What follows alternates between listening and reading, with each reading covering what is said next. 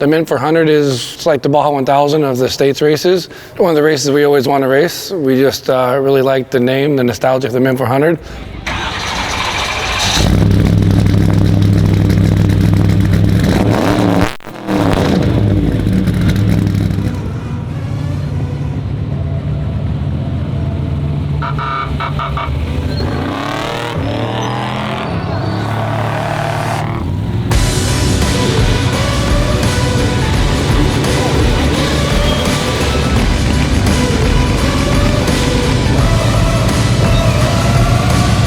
Going through Fremont Street, like under the canopies, driving the race trucks for tech contingency, is just awesome. Being able to drive the trophy truck down the boulevard, in between all the hotels.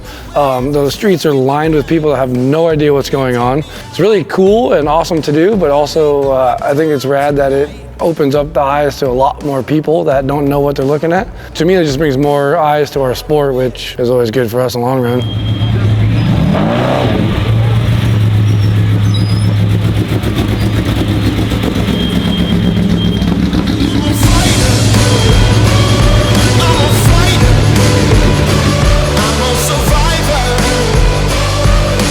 Qualifying went all right. Plan was to go out there and win. Just lay down the fast time we can and start first.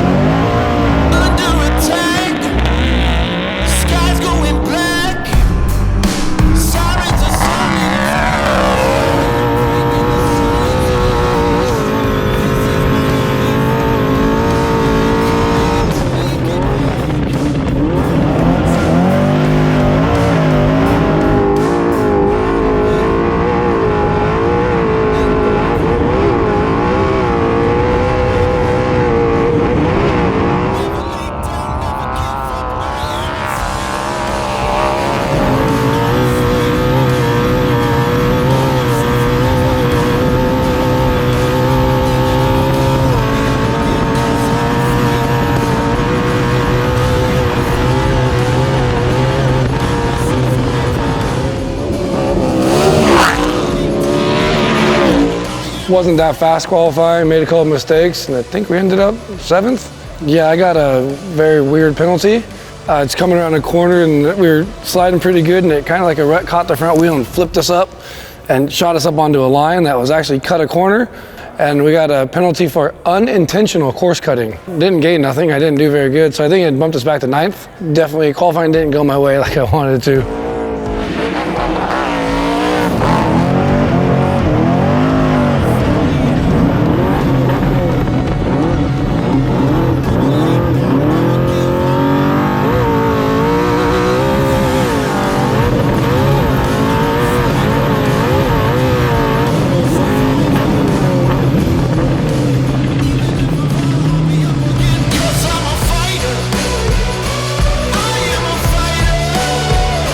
Yeah, so after my penalty in qualifying, that put me side by side with BJ Baldwin again for the 2nd year in a row. All the hype about a rematch after our little door-to-door banging epic race last year. Sitting at the start line was all I wanted to do was beat him. Really didn't think we had a chance. I kept teasing him like, you got me. Like, we were door-to-door with my race engine last year. This year I had our pump gas motor because we were going to leave that Monday to go pre-running. In the truck we're racing, so I was like, nah, you got me, don't worry about it. So we're up on the line and light turns green. I stand on the gas and I think he was taking a nap on the start line. So we jumped him pretty hard off the start line. I was like, all right, we got it.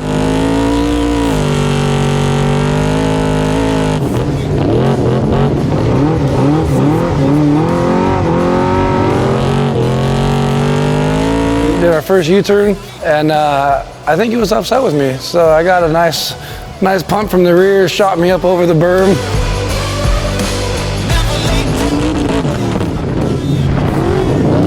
Yes, it was intentional. I don't care what anyone says. Roles reverse, I would have done the same thing.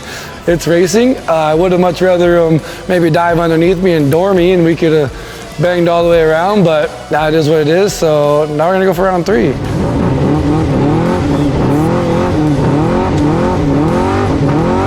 When he bumped me and shot me over the berm, at that point I was pissed, trying to catch him back as hard as I can. Stayed with him most of the time, like lost his dust, crossed the lake bed, got his dust back in the whoops.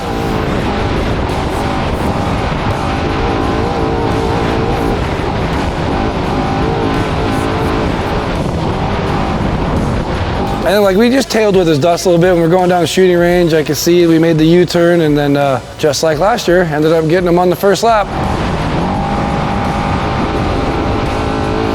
This year he was pulled over the flat, so it wasn't catastrophic. We were dust free from there for the rest of the first lap.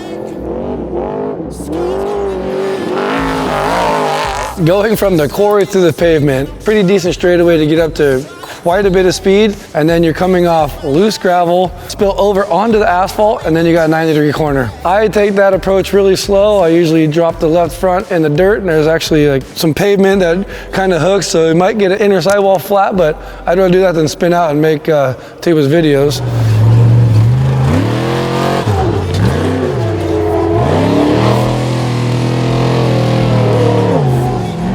They put like a 10-foot berm, they still pull over the top. The best was this Sproul and Jones. I take it really slow because I don't want to spin out there and hit the berm, tip the truck over, or just look stupid, really.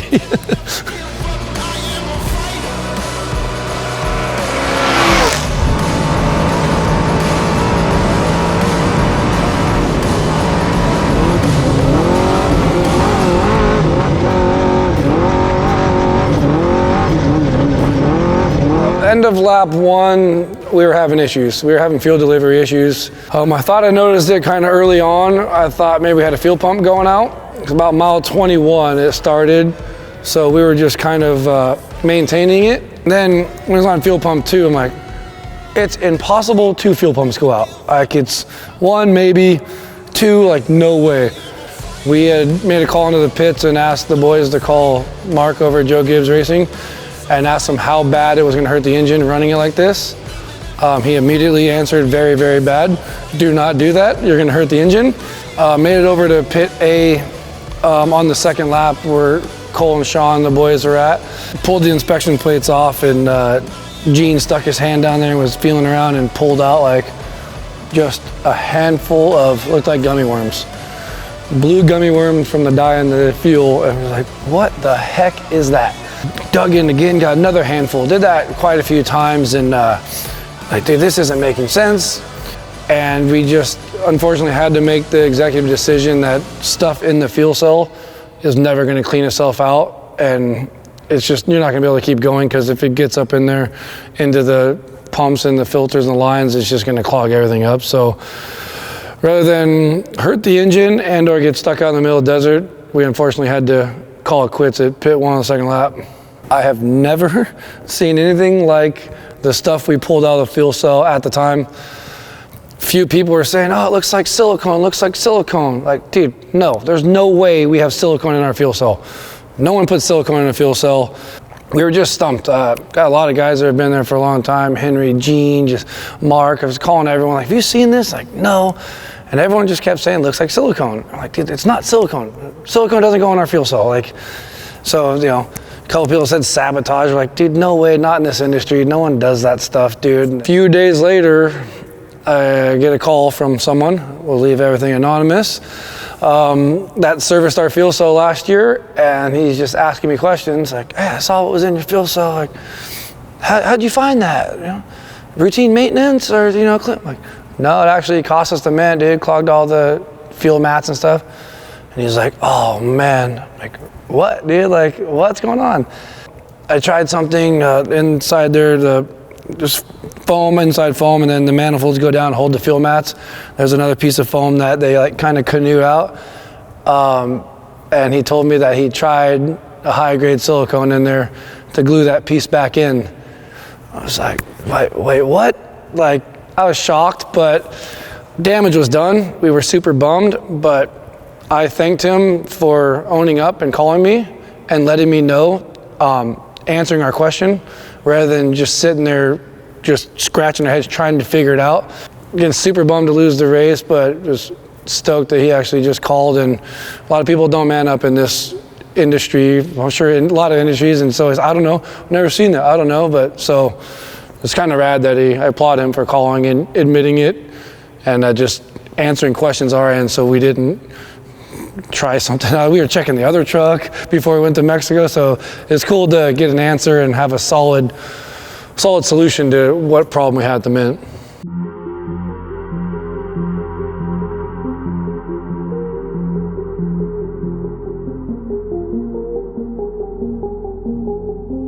Goal this year going into San Felipe is we want a championship. We want the #1 plate. It's the ultimate goal in racing.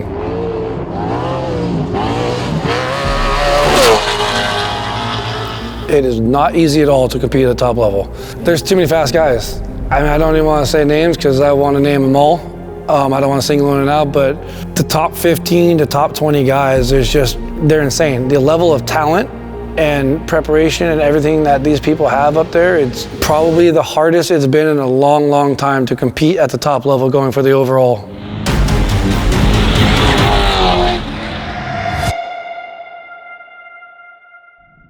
San Felipe, we brought our Mason all-wheel drive truck. I think it's almost impossible to win a two-wheel drive.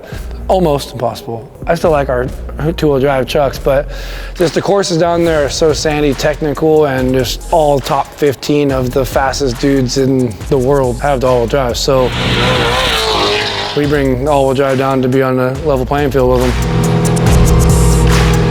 Game plan coming into San Felipe was Kevin was going to qualify and do the whole race. Kevin got done with the practice lap and was super stoked on the course, so he was really amped to go down there and lay down a heater and put that thing on the pole.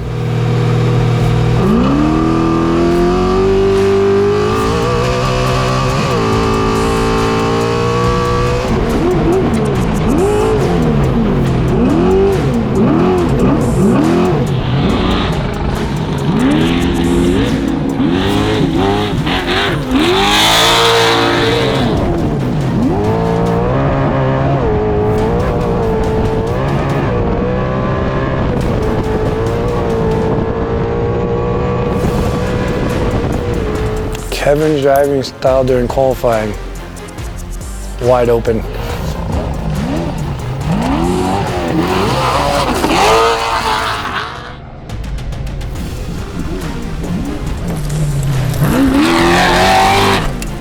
There's a lot of guys that aren't good qualifiers. They can't flip that switch in 5 miles and just drive 110% for 5 miles and get that good qualifying number.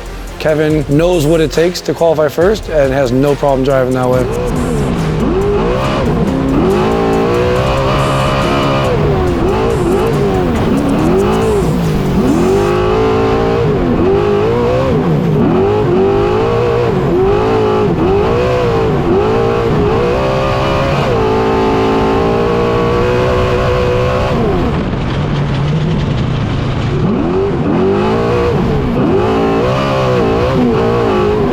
I was pumped for him when he got to the finish line.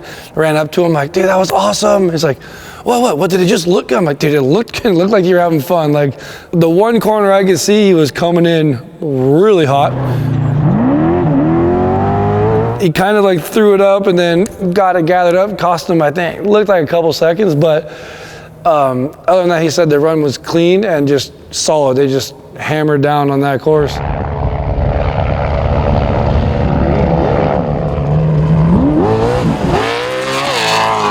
When the results came out, they ended up doing pretty good. I think ended up 7th, not too far off. You can pretty much set your pace off of what you're doing right there because you're in the group of very fast drivers. I guess he stuffed it pretty hard, some dirt over the hood, and was completely blind by his own dust.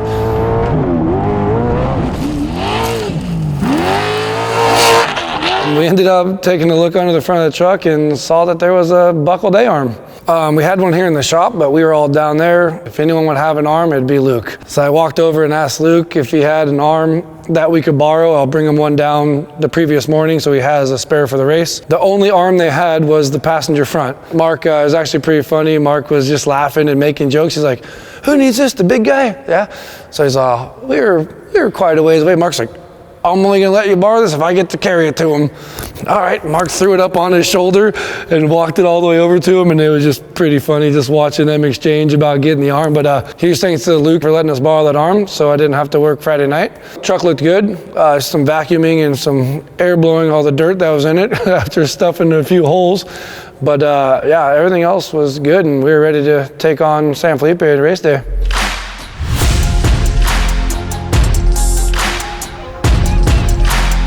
Race morning, everything was great. Kevin was super stoked. He was happy to start 7th. Just everything was good at the start line.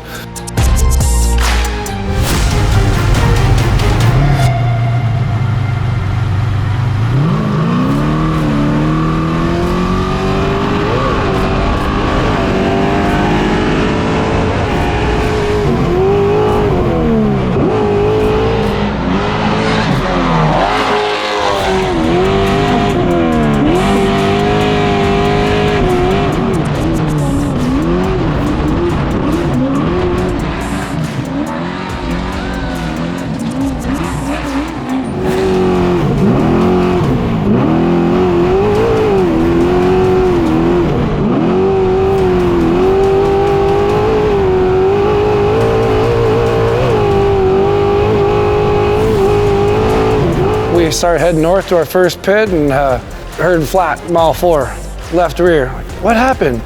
He's like, well, I was going down. He's all, stupidest flat ever. I was going down the graded road in town and I got a humongous bug right on my shield. I couldn't see nothing, blood and guts. So he said right when he reached up to start wiping it, he heard rock left and boom, it just tagged it and had to pull over and change it. Lost 1 position, I believe, to Walser.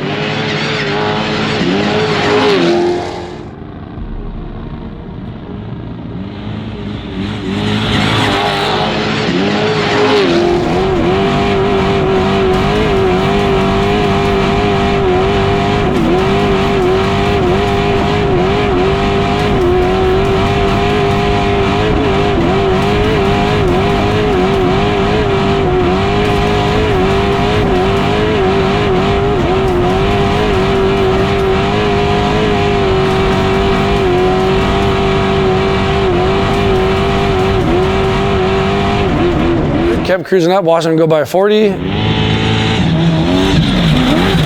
Took a splash, like 85. We came by behind Walser and then it was Lofton and Bryce. And then we took off to head out to mile 167. Everything was going good, just kept clicking off mile markers. And then end of the leg bed, heard that they had lost first and second gear and had a gnarly vibration.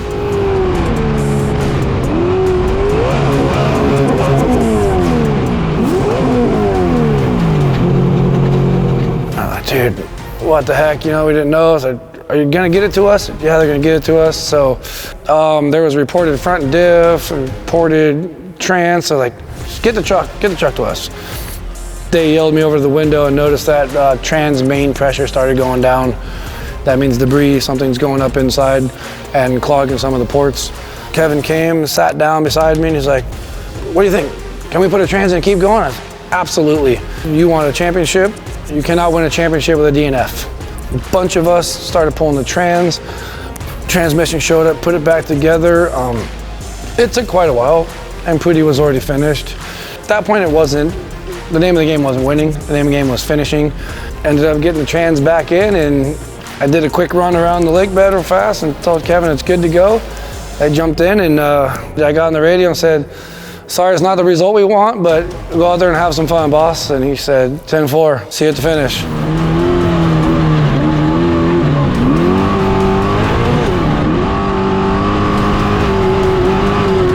Everything was going good. He's cruising along. We're way down, so just cruising, having fun, getting some more seat time in the truck, some more mileage on the parts, just trying to learn more stuff.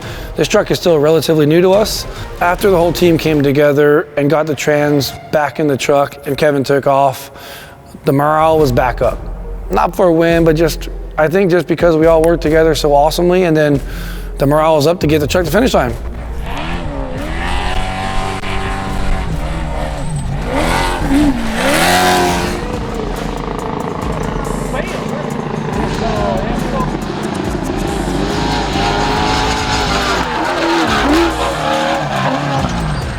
Rather than tuck our tail between our legs, throw on the trailer 160 miles in and go home, we all came together, got the truck together, got to the finish line, and just seeing everyone, the joy on everyone's face, being at the finish line together again, brought smiles all our face and made it all worth it. Just, I think we ended up 20th place, but at that point, someone from the outside probably would have thought we won.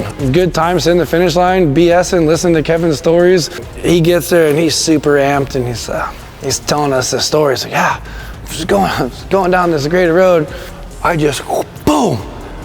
And it felt like the truck was flying like this through the air. And like, all I remember is saying, please land straight, please land straight, please land straight. As the story kept going, he's like, yeah, it was just insane. I was doing like 128 and it just hit it, soaked it up. And he's like, it probably wasn't even like that, but it felt like that. He's all, I was blinded. Like with this, and he just kept saying, I hope it goes straight, hope it goes straight.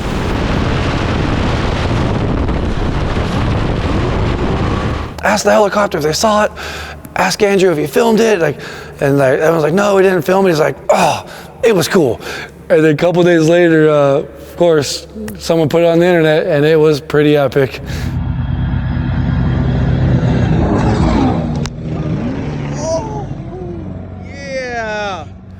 Yeah, our results may say we got 20th, but there's a clip of Kevin doing 128 into that sky wheelie. So 20th in the race, but I believe #1 in the world of the internet.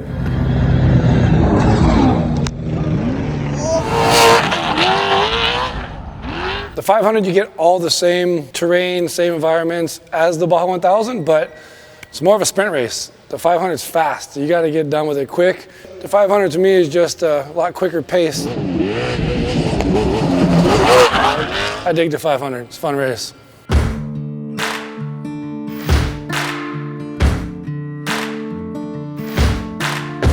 Our plan this year for the 500 was I was going to start and qualify. Sleep with the lights on, I'm coming. Qualifying at Jose G's land is pretty sketchy, actually. There's humongous drop-offs. There's trees everywhere, sideways on some hills with cliffs on the outside. People qualifying this year were just going hard, really hard. By the time we got to staging, there was already videos of like McNeil, a couple other dudes on the drop-off, just nosing it and crashing. Watching all that makes you like even more nervous, like, oh crap, like, just kind of goes to show you how sketchy qualifying is out there.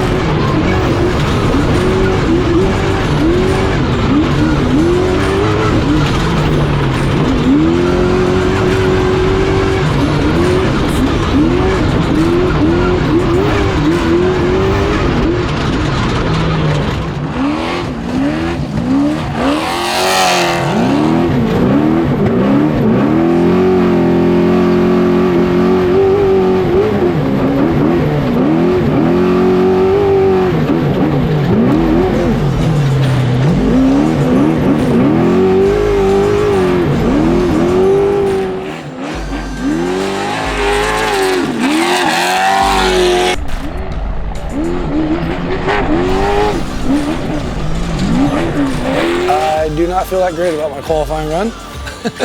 I made a little mistakes, and then we ended up ninth. Overshot a corner, and then just being a little too excited like I always am. I felt I had a clean run. I gave up about 20 seconds, which kind of sucks, but grand scheme of things at the end of it, I was pretty happy with being ninth, at least being top 10 after my mistake during qualifying.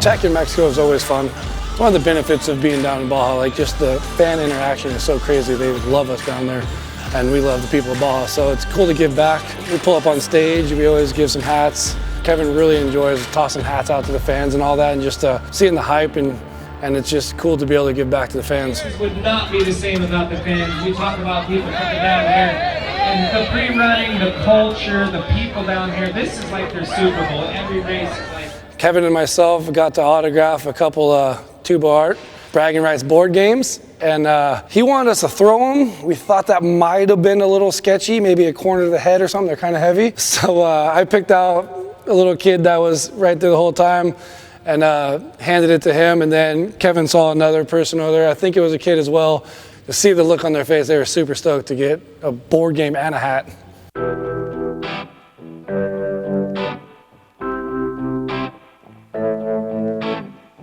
For me, the old school start was the best.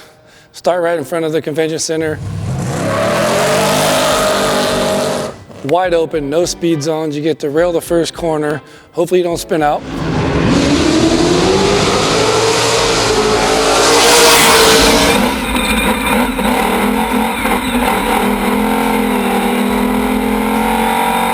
And then you get to rip all the way through town, all the way up the wash.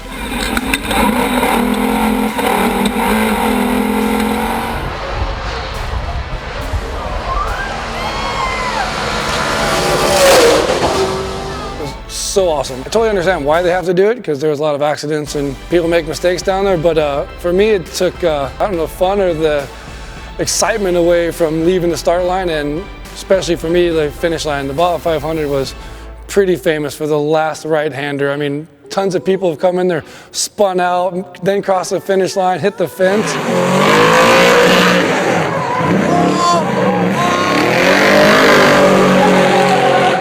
I totally understand the safety aspect of it, but as a driver and racer, that was one of the funnest parts, is wide open start and wide open finish into the finish line in front of the convention center. Well, I do not miss going down the poop wash though. I do.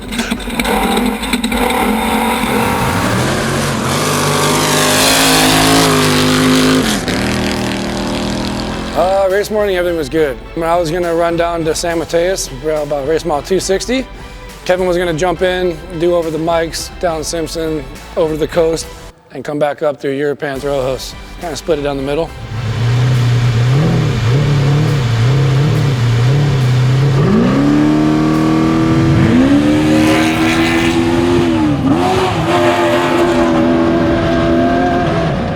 After we hit the speed zone, get kind of comfortable back in.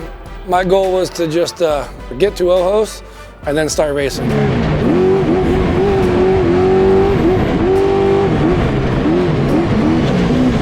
From start to Ojos is pretty tight, twisty, gravelly roads, a lot of the local roads.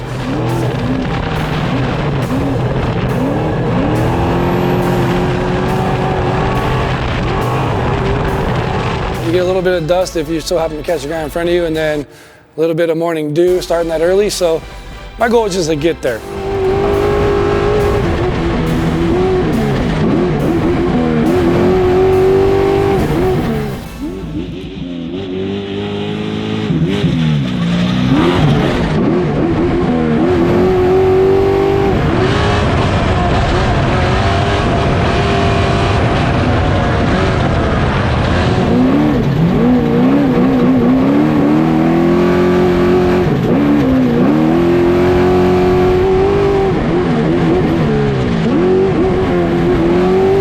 Was having a pretty clean run, just holding my own right at the tail end of Ricky Johnson's dust, which wasn't Wasn't gonna try to make a pass through there, even if I got close enough. It's just, I didn't want to throw it away.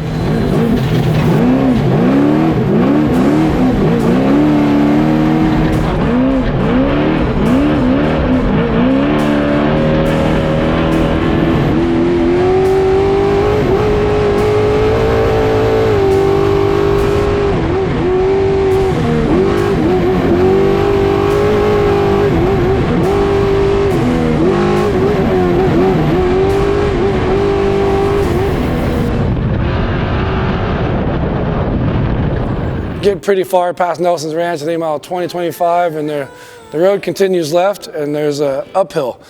It's an old school cut from back when I was a kid racing class 10. I missed the dust, I don't know. I missed the corner, I don't know, dewy dust. I'm gonna make all the excuses in the world. I missed that cut.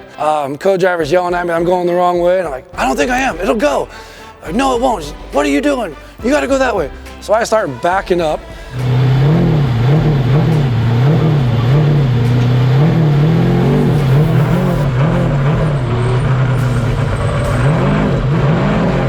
And then Chafalo goes by, and I put it in first, and I just start chasing him like, I know this road goes around.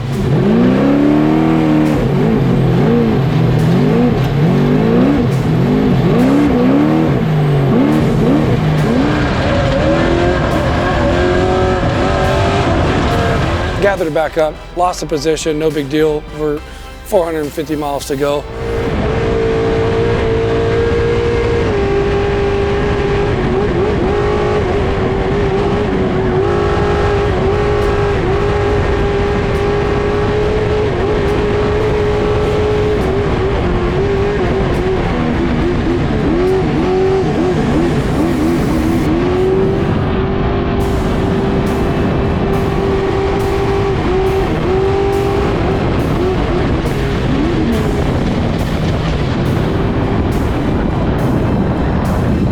Mile 70, long graded road, probably 5 or 6 miles. You can get the truck going as quick as you want.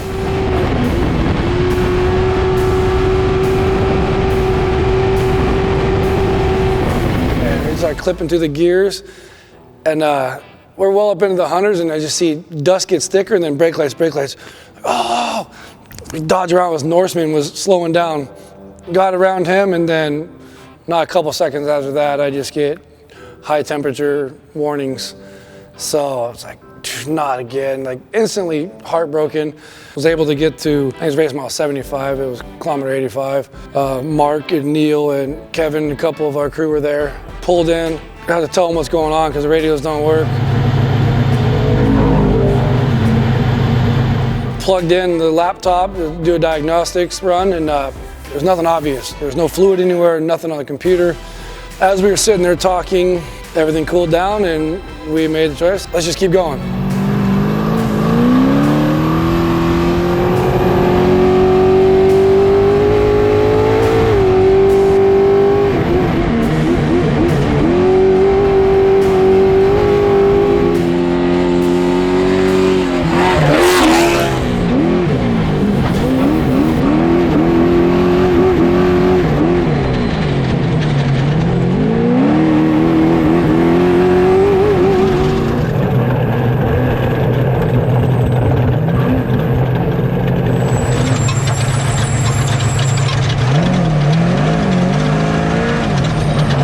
The summit, no problem. It wasn't doing it again. We're having a good run. Truck was running fine.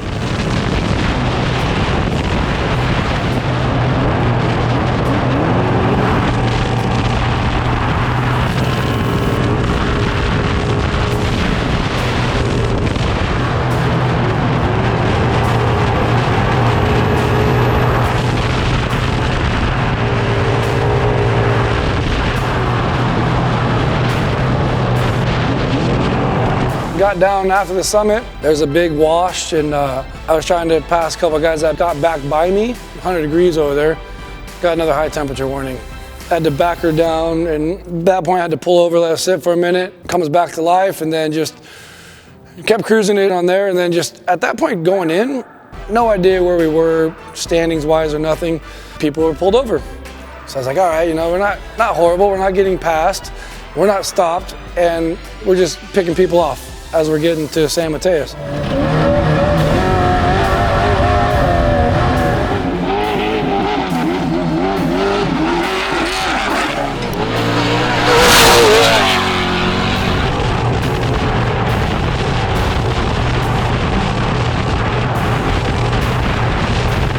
We got a little bit of radio comm, so let the guys knew we were coming in. And as we pulled into 260 San Mateos at our driver change, Kevin jumped in, and then we changed the drive shaft because it had a couple big dings in it. And I just wanted to do it because we were already doing something else. And then that's when Kevin and I started talking about what was going on with the truck, and he could just gauge, watch it, and he'll make it to the finish line, no problem.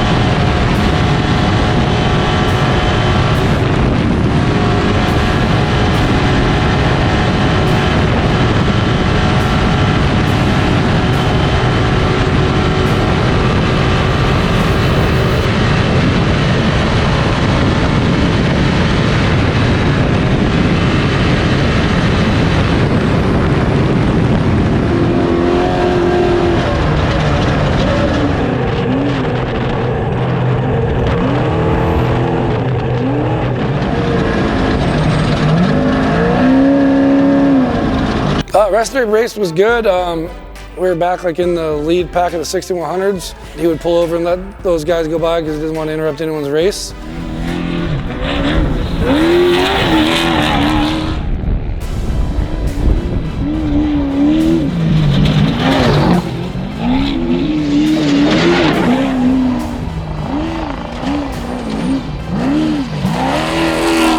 He was having a good run and just started knocking people off, catching some of the guys that we were behind, and I didn't know it at the time. I was down in the meadow at race mile 320, and I hear we went off a cliff. He was catching the fastball truck and gave him a little bump.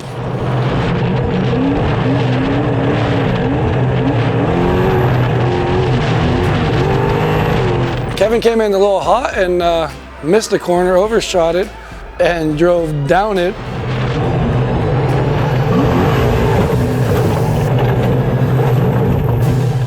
And then couldn't get back out of it, had to keep turning right and drove down a big old, the valley of the hill, and then was able to hook a left and drive right out of it.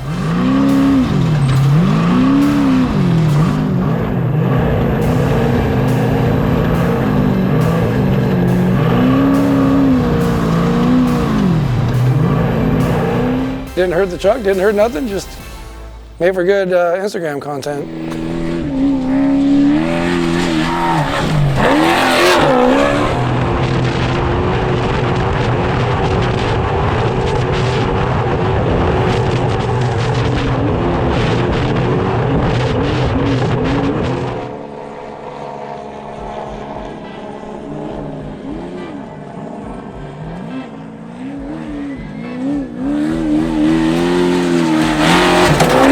With the downtime in the beginning, name of the game was to get to the finish line, and I think he had a smooth run, had some fun driving the truck and more seat time, and then cross that finish line.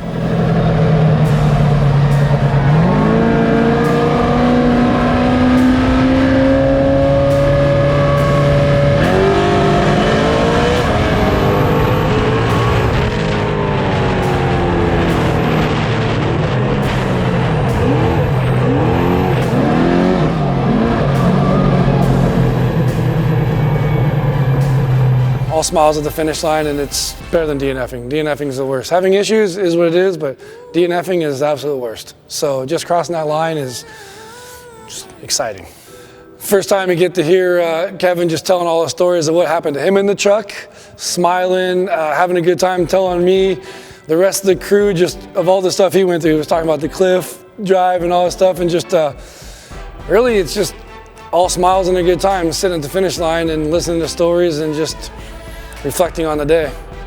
It's not fun unless you go off a cliff or two. So there's a new destination on the course. It's called Kevin's Corner. We're going to see some footage of it in just a minute. Dominated that corner. Dominated that corner. We're going to sell tickets for seats.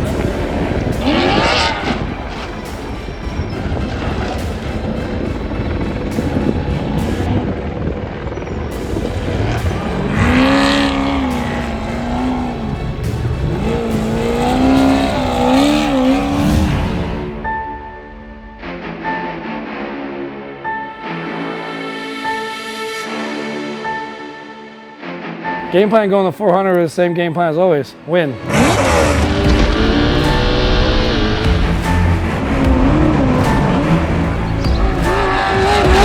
Made some really big changes before this race. Had a lot of test time on it, so we came into the 400 feeling really confident. The plan was to go out there and try to get back on top of that box. Qualifying was new this year for us. Usually we have it down at Jose G's land down at Ojos. We went to go sign up on Tuesday, I believe, and they said it was out at Nelson Ranch. I didn't really know where it was at first, but once we got out there, I realized it was some of the man-made jumps that we do for the start of all the Mexico races, and they just added about 3-4 more miles to it.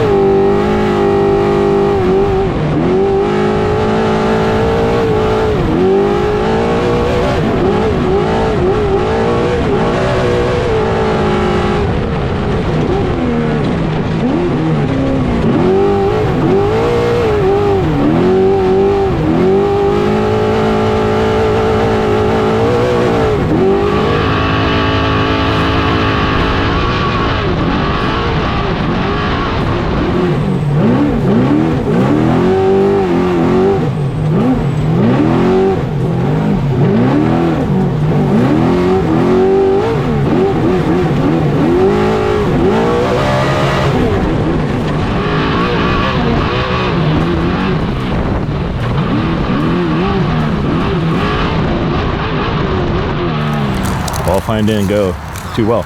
We had a smooth lap going.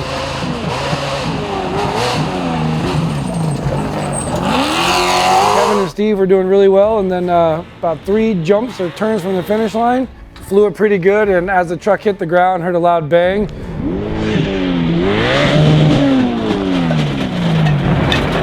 And ended up breaking a pinion shaft in the rear end. Well, I guess I got on the throttle just a little bit too early off one of those big jumps.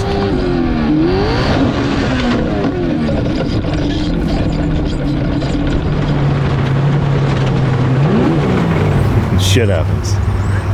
They were able to limp it across the finish line. That gave us a 23rd place starting position though, so not ideal for race day. After qualifying, the boys from the shop took the truck back to the hotel and started just taking it apart, replacing the gears, axles, anything, the drive shafts, the carrier bearing, anything that could have took a big shock load. Kind of just made a judgment call talking to everyone, Neil and Mark and Kevin, that we were just going to do drive shafts and carrier bearing, rear gear and axles. We are changing the rear gear and the carrier bearing on the Mason truck right now while watching footage and trying to send it to Neil Mason. Then as we're under there ripping it apart, the drive shaft came showing up with tuba. Do you need this thing? Yeah. Yeah, that GoPro lasted on it the whole time? That's pretty impressive. Okay, it's on. I think you putting the GoPro on here threw this out of balance, and that's what broke this. I can safely blame you. Me. Thanks, Tuba. Anything for the shot, huh? He had a camera on it, and I'm sure that's what caused it to come out of balance. What are you doing? I'm installing some super secret Okay, go fast stuff. We'll blur that. We'll keep it blurry over here. Oh yeah. So don't show anyone this Zeus button. Okay, we'll blur that out too. Top secret Mason performance. Just steering wheel was a little off, so I'm just making sure it's straight when we drive down the road. Is that important? It's important when you have paddle shifters, yes. So it was about a tooth off, and I'm very picky, and I like the steering wheel straight. So race morning, morale was high. Even though we started 23rd, Kevin was stoked. I think he was really excited for this race. He did tons of pre-running. I think he was down there for 13 or 14 days. Game plan is I'm starting the race, hopefully picking off a lot of spots and then hand the truck off to Harley.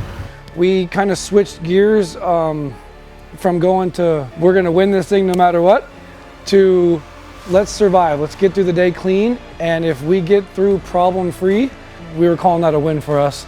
I think we can move up a tremendous amount of spots here by the time I can hand it off to Harley. Am I going to play nice? I always play nice. Come on.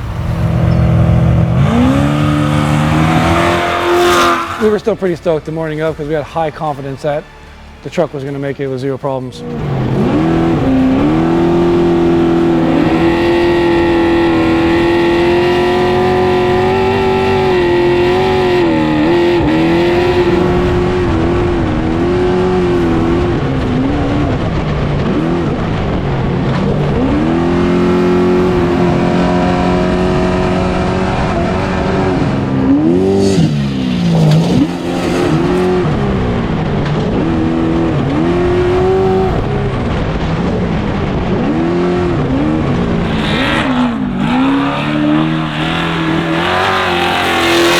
Start went good. We just kept getting updates that was moving along. Made up a little time.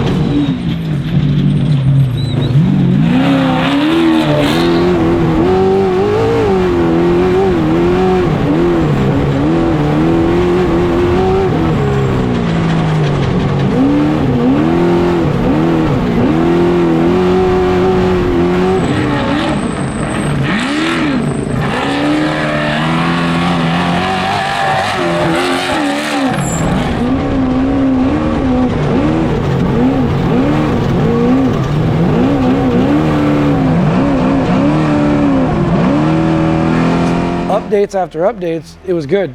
He just kept moving forward, like passing people. Like, all right, cool, man. This maybe the chance for doing really well is still in the cards.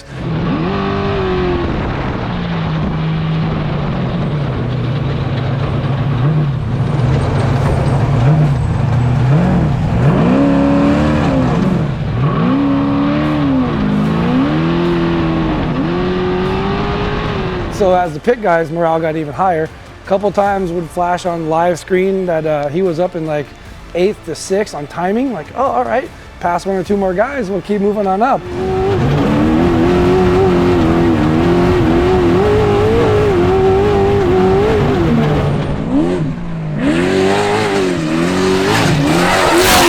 He did get stuck in some dust for quite a long time right after pit 1, which our pit 1 was race mile 123.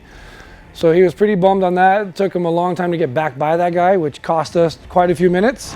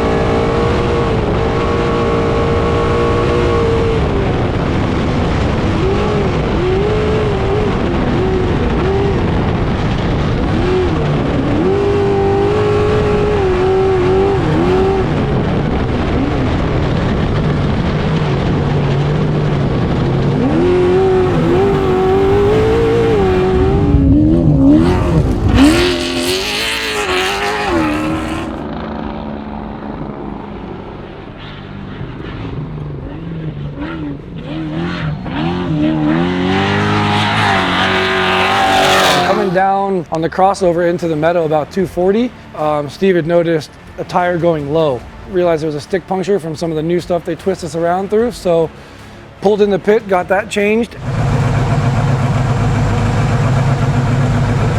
And then I didn't lose any position, just kept cruising along.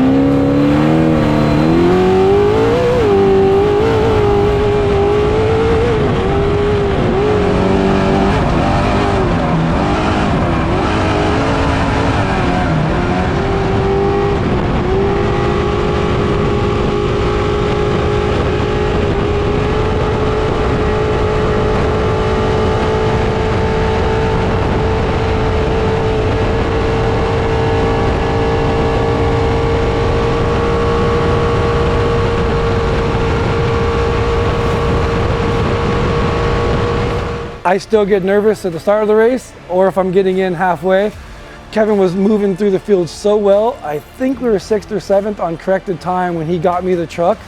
So I'm walking around nervous that I don't want to mess it up. I joked like, I just want to keep Kevin in. He's doing so good. I don't want to be the one to screw this up.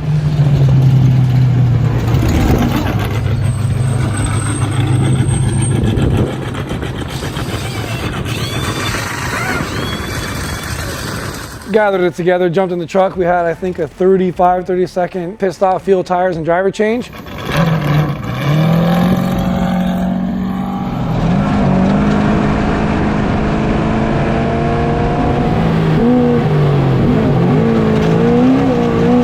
Creeped up the GoPro because I didn't want to make any mistakes on that.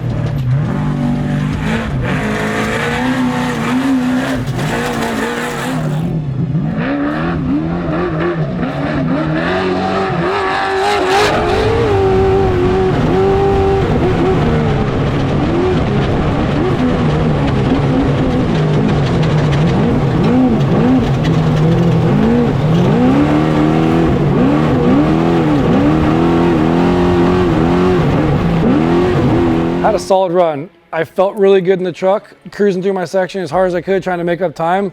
I knew we were, so I was trying to crack the top 5.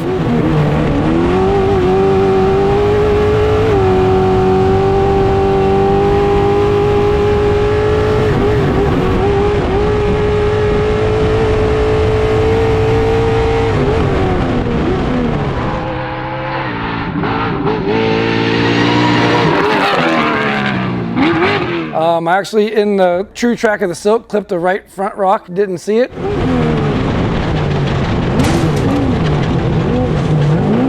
Full mistake on my part, got a flat. Steve jumped out and changed it really quick, and then we just started motoring to the finish line.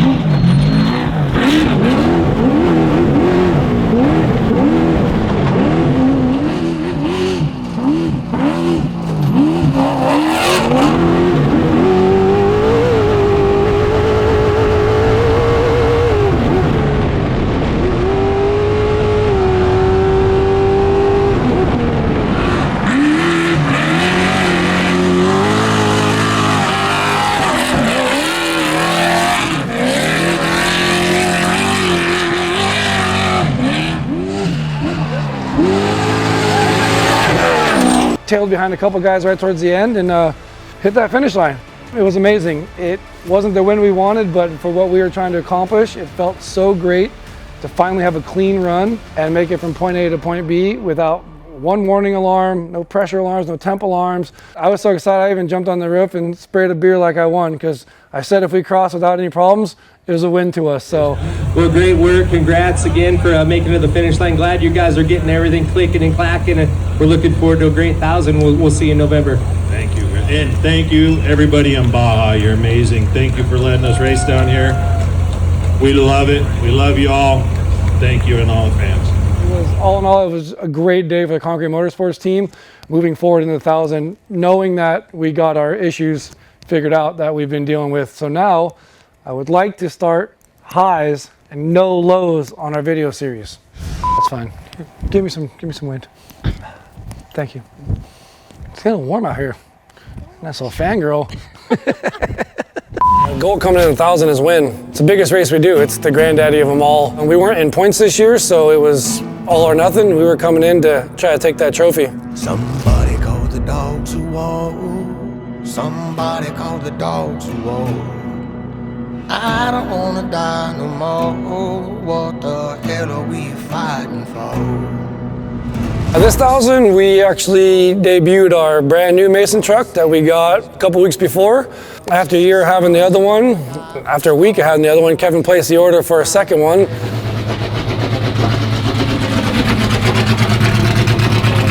It's literally a work of art. I think it's the nicest one they built. I think I'm a little biased because it's ours, but they change the trucks a little bit every time.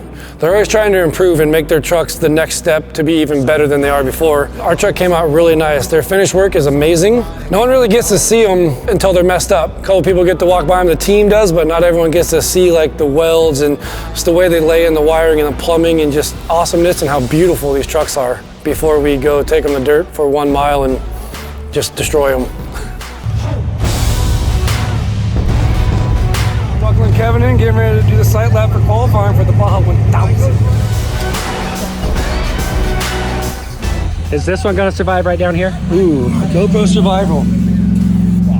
What do you think? It's gonna survive. It might get tilted back a little bit, and it's gonna have a cracked screen because we like to break your GoPros. But all in all, it's gonna be All good. in all, it's gonna be there. All right. $1 on it.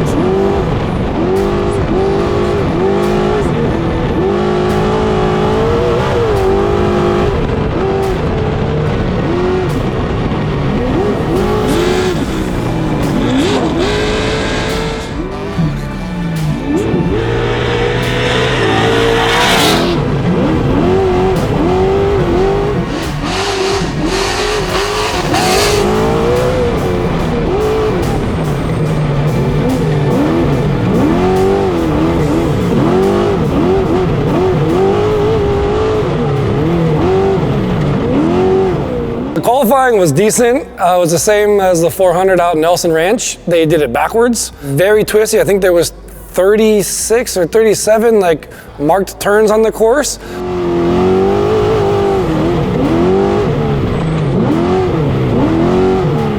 Kevin just wasn't very comfortable on it, just super slippery and just sliding all over the road and didn't want to make a big mistake. And so we ended up like 13th, which isn't bad for race day. We got behind 2 legends, which kind of hinders our day because we're quicker than some of them. But with the dust in Baja, it's hard to get by anyone.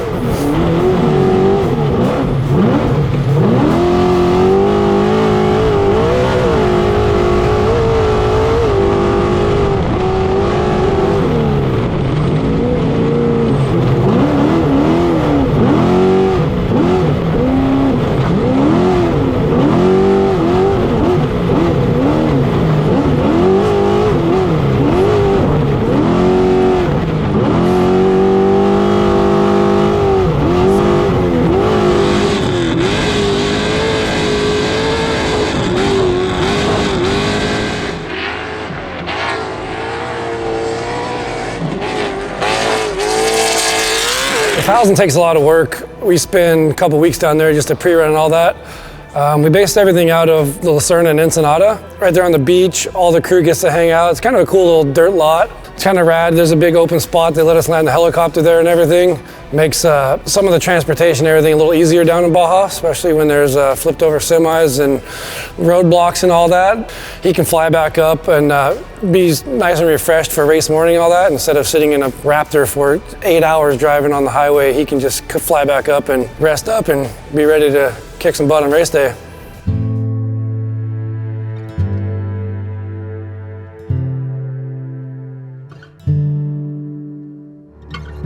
It's a war worth fighting.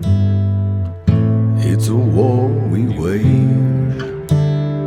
No one wins or loses, 'cause it's the devil's game. There's no surrender at the devil's gates.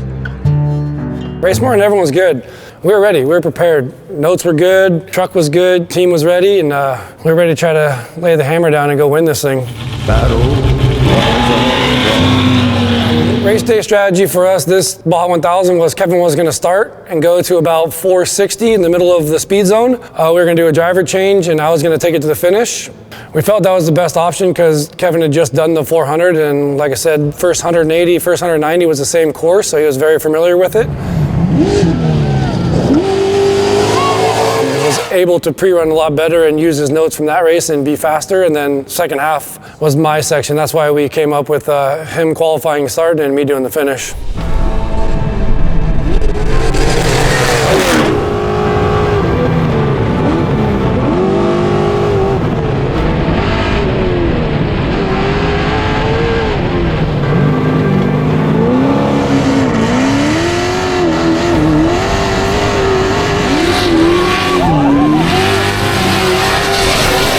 Race started off great. Like I said, I think we started like 15th overall.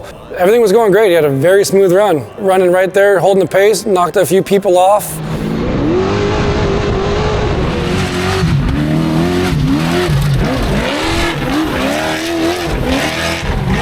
Dust is bad in Baja. Kevin and Steve were held up in dust pretty bad, and it was allowing people to catch us from the back.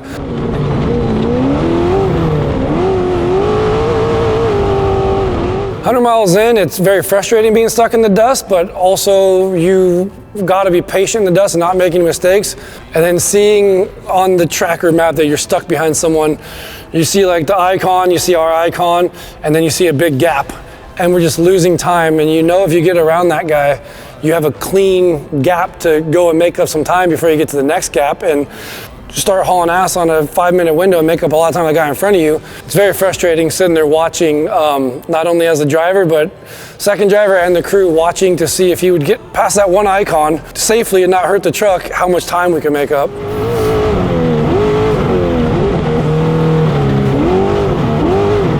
Eventually ended up getting by the guy that was holding us up and started making up time.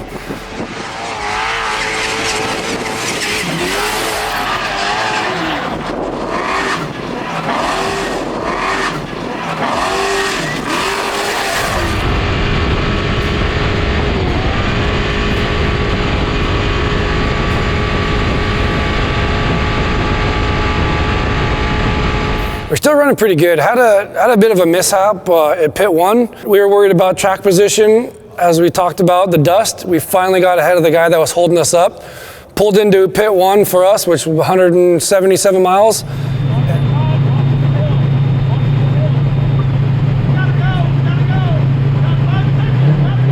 Panic rev in the pits.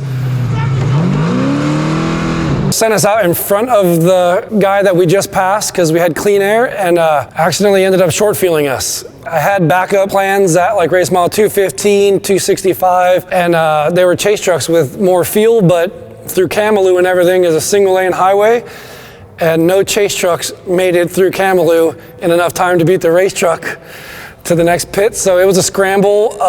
We were on the radio, calling Mark and everything, trying to figure out fuel mileage and trying to get exactly how many miles we got.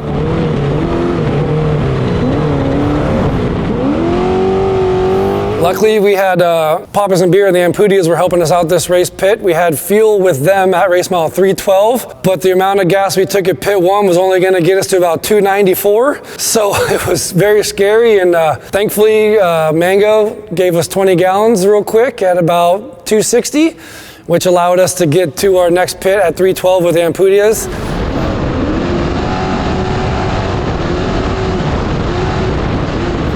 One of the best things about racing in Baja, 1,000 and 500 particularly, is running down the beach. There's no other place in the world you pretty much go through someone's driveway, drop onto the beach, hopefully the tide's not too high, and then you just click it up to 5th and you do about 100 miles an hour plus down the beach in the sand where most people are only allowed to walk. We get to do it in our trophy trucks, and it's just, the things we get to do down in Baja are just second to none. Like, you can't do it anywhere else in the world. It's awesome.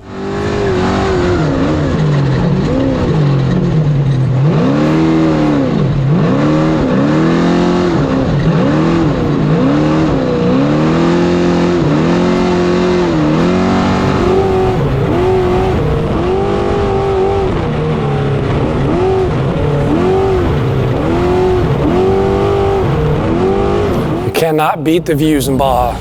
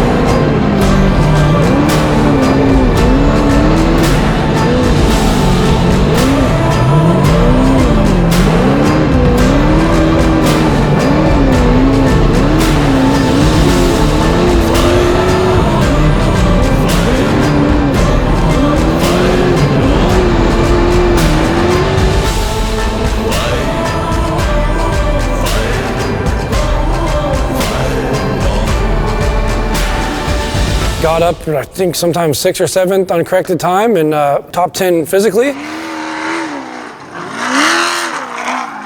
When Kevin got me the truck at 460, at that point it was dark and Kellen and I were ready to go, and we were about 20-some minutes down off the leader, so I'd like to say I could make up 20 minutes on some of the best, but I know I can't, so we're going to go and try to have a clean run and see if we can crack that top 5 at this 1,000 after having a couple of mishaps in the beginning.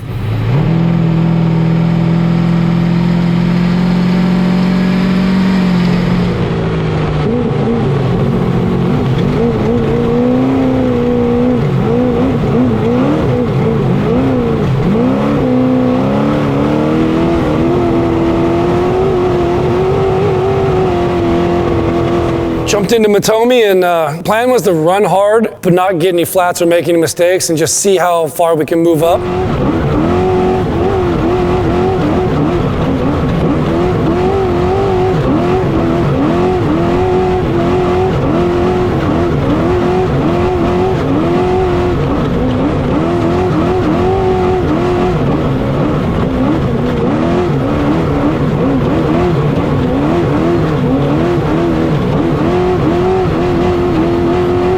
About 20 miles in, got one guy with a flat, so like clipping along. There's another guy pulled over, we're just cruising up, and then up towards about 3 pulls, about 615, 618, started having, I like to call them electrical chupacabras.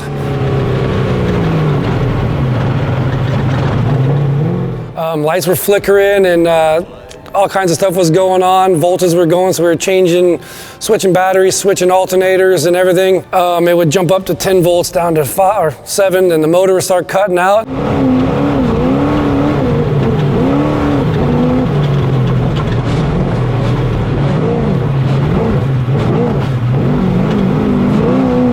Luckily, we were able to manage the voltage and get all the way to 3 poles where we had a crew and do some work and not give up and get to the finish.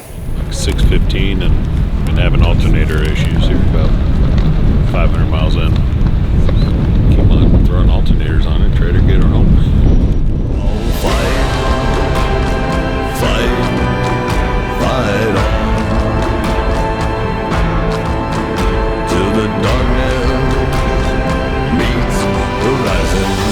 After we made the change, everything was running good after that. We were having fun. At that point, we were pretty far down, so it was seat time, and it was first time Kellen riding with me, so we were gonna just go drive and vibe, see, get down lingo and all that, get more comfortable with each other.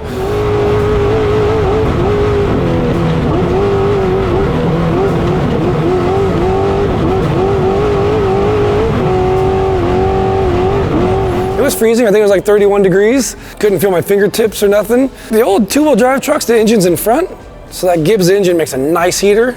Mason's there behind you, so it's very cold at night.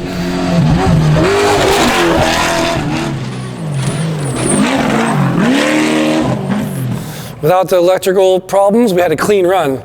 Like where it would have put us, you sit there and think about it, like minus the downtime, would have put us up about 4th or 5th, which would have been rad after having a few issues, but we can always sit here afterwards and say what if, but it's had a good run all the way to finish. Feels good to finish the 1,000. No one wins or loses. It's the devil's game. There's no surrender. How'd you get it here? Heck of a day. How you feeling? I feel great. We made it to the finish line. It's all about not giving up. Team didn't give up, and we obviously always want to win, but we don't want to sit in the desert and let the desert beat us. So the team came together, we all came together, and got to finish. Name of the game. We finished every race this year. We finished San Felipe, the 500, the 400, and then to finish the 1,000.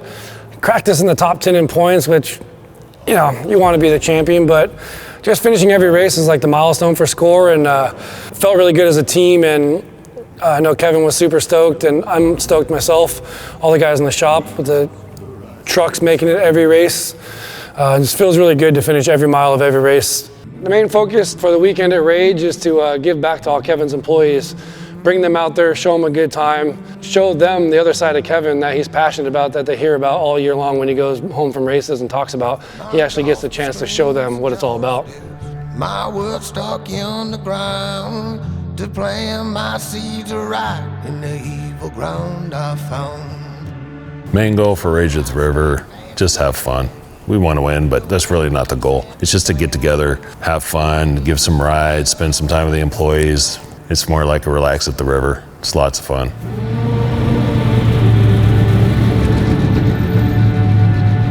Kevin flies out about 20, 25 people from his Ameritex plant and randomly picks a handful of people to go for rides in the trophy truck. I wanted to bring them out and try to stay as close to my employees as possible, introduce them into my personal life and my passion in life, the most important thing.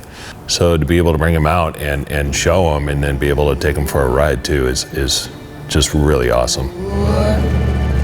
Do right, be a no man.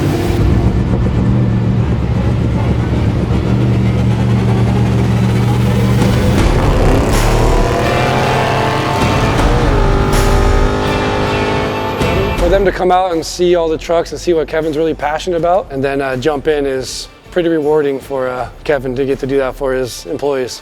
It's just so fun taking somebody that has no idea. Most of them never even heard about trophy truck or off-road, really off-road racing from Texas. Who doesn't just get blown away going for a ride in a trophy truck?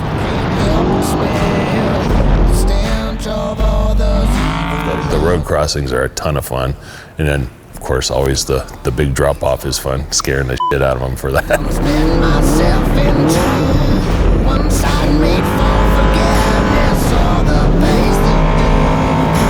Plan is we're going to put one person in every lap, pull in the hot pit, do a quick rider change, and go out for another lap and do that 4 times throughout the morning heat. That was awesome.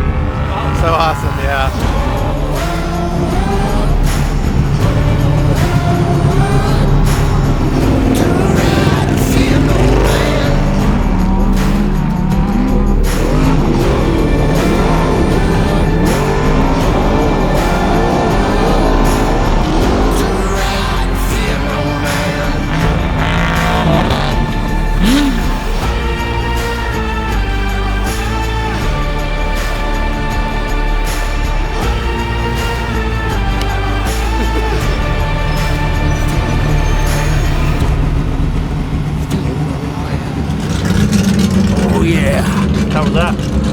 was badass. I like it.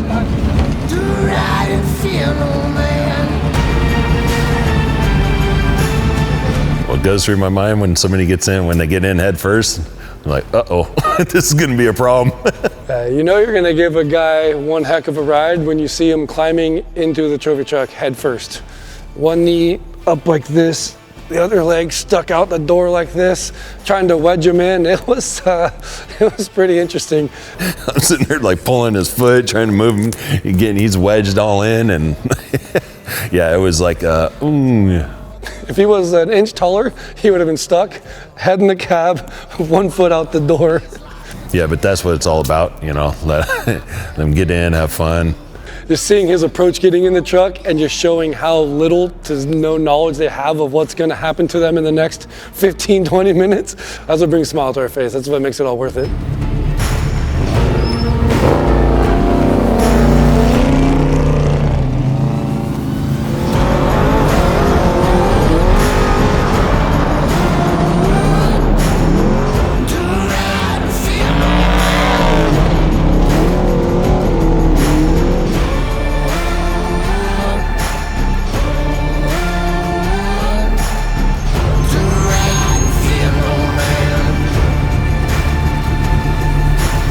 Oh man, that was a wild ride. That was cool as That was awesome. I hear you got up to 100, I don't know, but I mean, it was a wild ride. It was cool. All right, thumbs up. All right, hell yeah. Also with bringing out the Herbst truck and giving rides to the employees, we actually brought the Mason truck that we just raced at the 1,000.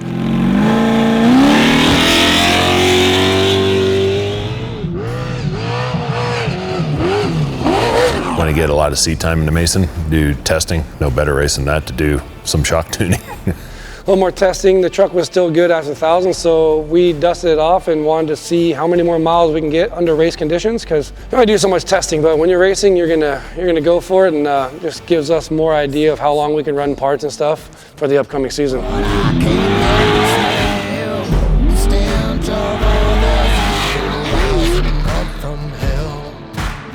Describe the moon bumps, holy shit, they're crazy. You never know what's gonna happen in the moon bumps. Just nothing smooth about them. They're a wild ride, and every year's a little bit different, so. You gotta bob and weave, because they kind of grow along a ridge, and some of the insides, the holes are deeper. If you get in those, you're probably gonna do a little kick, bounce off the nose, or go over, but so you gotta kind of like ride the tops of them. Yeah, they're pretty wild. You get off and they can bite you pretty quick. Get through them without making a mistake, because the moon bumps can bite you like that.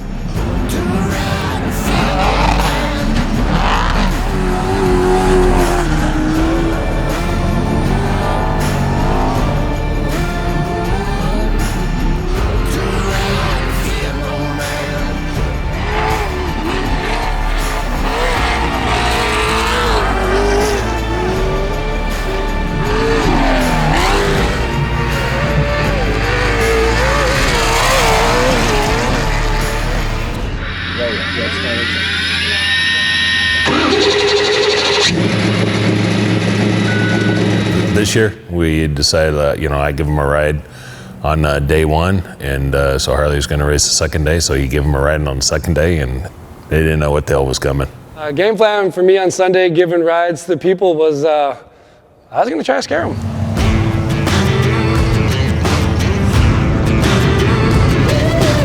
A couple of them were running around the campfire the night before and talking amongst the employees that they weren't scared, that they can handle it.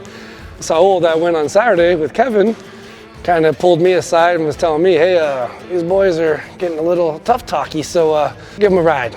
Try to scare them.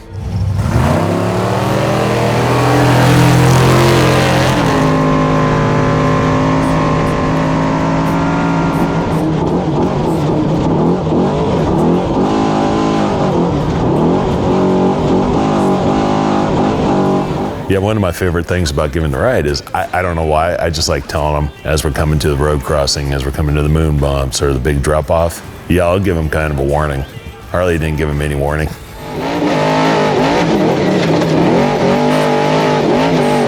It's pretty cool, the 3 guys that I got to give rides to, we got to do passes. They all got to experience passes, high speed, shield beaten, splattered in mud, not being able to see.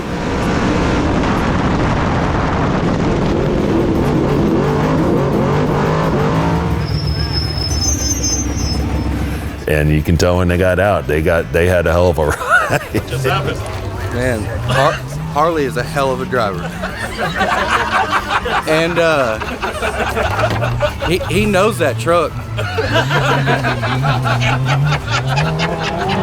What was the best part? Probably just being scared this, honestly.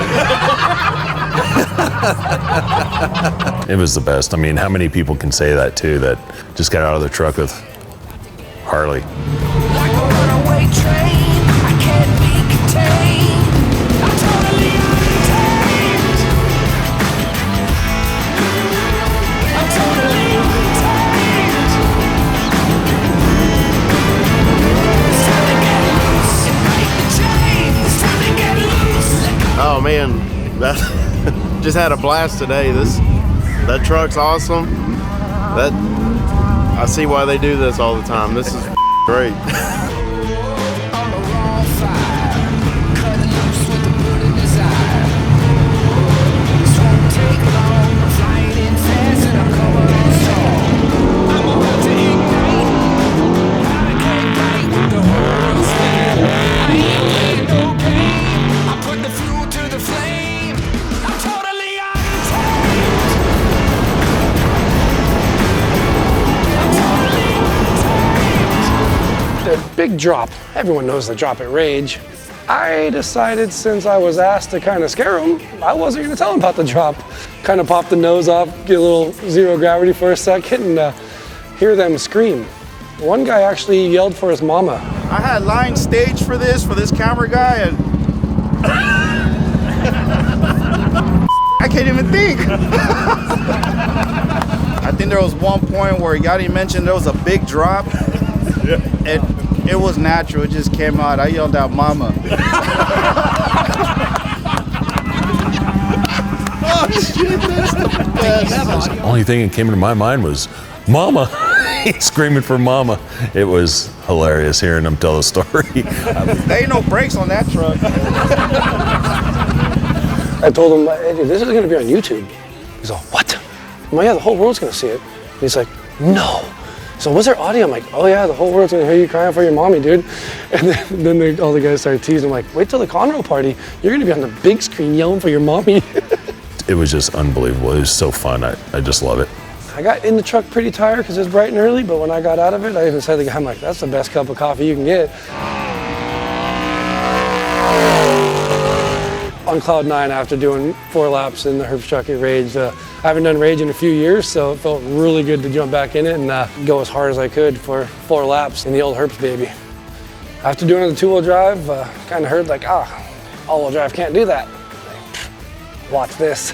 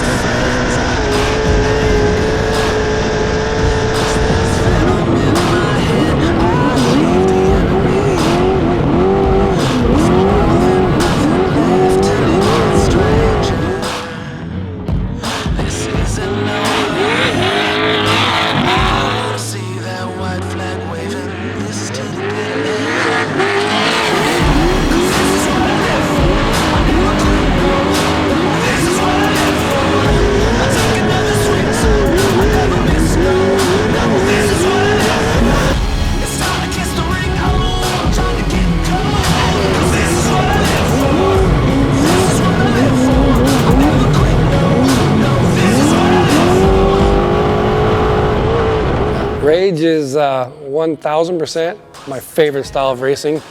Short 14-mile laps and go as hard as you can. Rage takes out more people than the Baja 1000, I think. It's pretty rough on cars and everyone.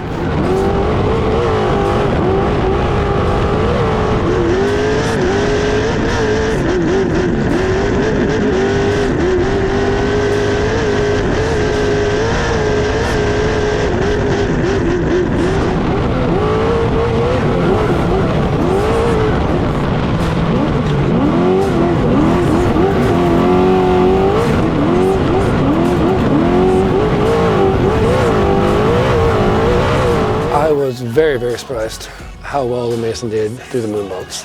Yeah, and the Mason through it did really well. It surprised me. I was like, ooh, I was blown away. We've been spending a lot of time. We've had the truck a little over a year. Our truck works so good with our King shocks and our Foddy Henry setup. I didn't feel a bump, but some people did. And then seeing videos of the truck from the side, how stable the chassis was, how much the wheels were moving. I got out and went right to Foddy and Henry and just high five, hugged them, and just said, thank you. The truck works so good. I was so excited that the all-wheel drive worked that good through Rage. So